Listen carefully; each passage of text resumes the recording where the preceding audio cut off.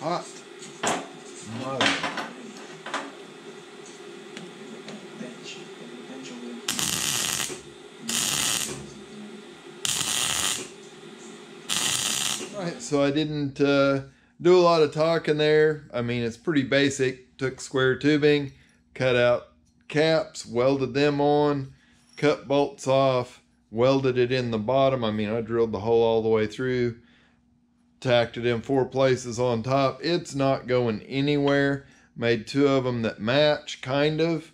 And now we got to figure out where we're going to drill the holes. I did kind of mess up. I wasn't going to weld the bolts in it until I marked and drilled these holes to make sure everything lined up, but it is what it is. So we're just going to take this thing and I'm going to make sure it's square with the bottom of this, and then I'm going to go in here and I'm going to put a mark, and that's going to show me where that should be. The hole should be from the tank out on each side, and then I'm going to mark this right and put an arrow, because that's going to the outside of the car. That way, if it is not the same, we make sure we get it in there correctly.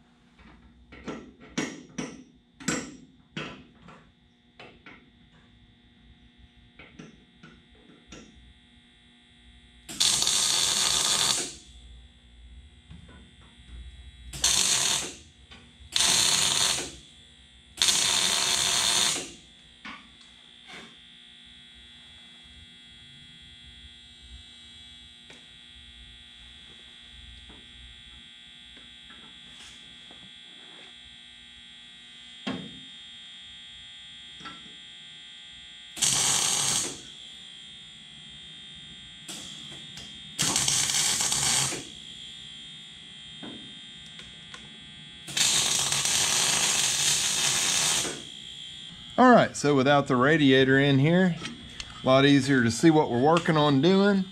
I did keep this laying with the 1.5 inch side down, I guess, since it is rectangular.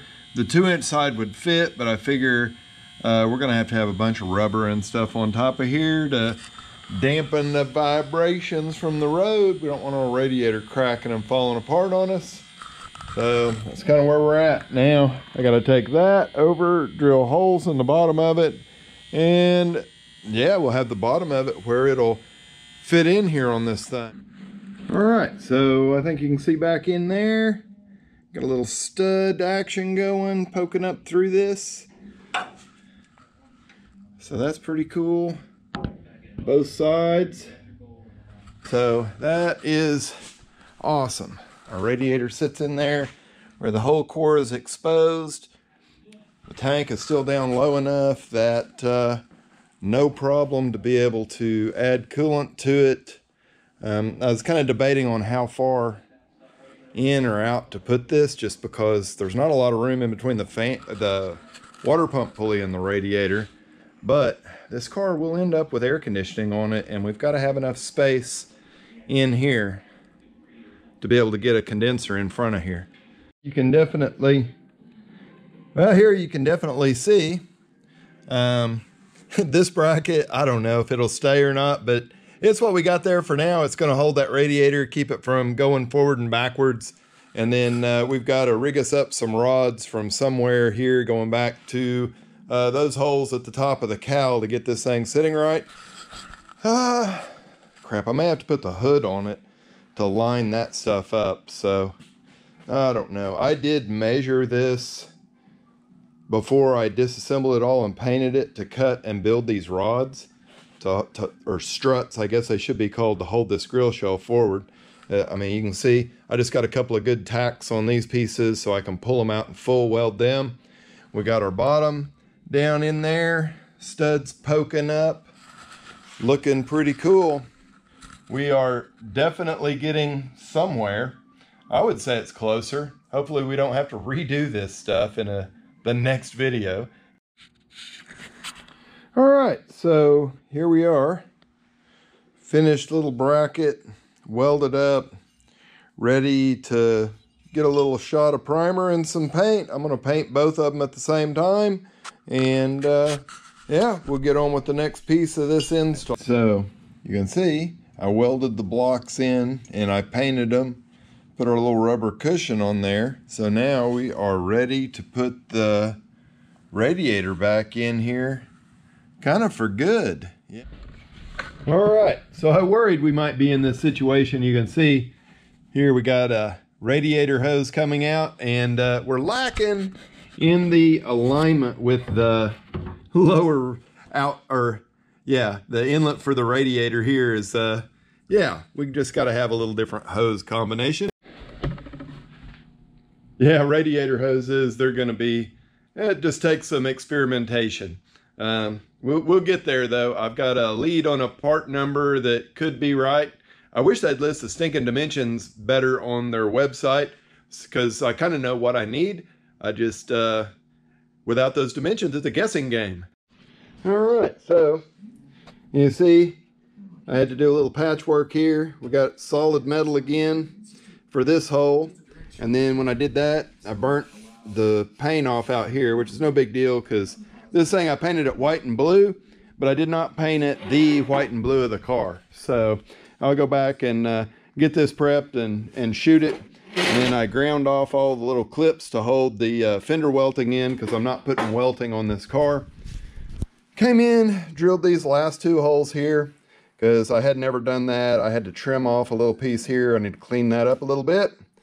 And then, yeah, I think what I'll do is I'll put this thing back together, and we'll maybe try a fire or two on our radiator hose. In there, I pulled the protective cap off the bottom of that, and I go back to the parts store and see if they have a 1 3/4 hose in stock that has a sharp 90 in it. Not having to step down from 1.5 inches to, or step up from 1.5 inches to 1 3/4. That kind of helps, because we can cut the hose any length we need it then. For the lower radiator hose on the car, I started out with just a piece of TIG rod, bent it, cut it kind of close to the length I needed, and then went to the parts store, found a 1 3/4 hose that had a 90 in it, because that's basically all we need. And now we just use this to kind of gauge. All right, so we took that hose and went from that length, took a few trips back and forth, and we got it where she'll fit now. I'm gonna have to go and spray a little lube in here and get this thing where it'll slide up, because it's pretty small now, kind of hard to work. All right, so you can see down in there, it's fits pretty good. Not a very long radiator hose, right? Next move, got to get some heater hose, get this wrapped and tight in the water pump. We're just gonna loop it around there, figure out our upper hose. Yeah. Well, there you go. That was a pretty good video, I believe. This is a good place to cut it off. You know, we got our radiator all mounted in here. Lower hose, showed you kind of what I do just to figure out what I need. I'll get the upper hose put on it, heater hose on it, and next video we'll throw some plug wires on and see what kind of conundrums we have there. So don't forget, give the video a thumbs up, leave me a comment, share it, subscribe to the channel if you like what we're doing, and I'll catch you on the next one. Yes, I get tired being alone, 'cause I miss my son, yes, I miss my wife, but the devil made music is taking my life.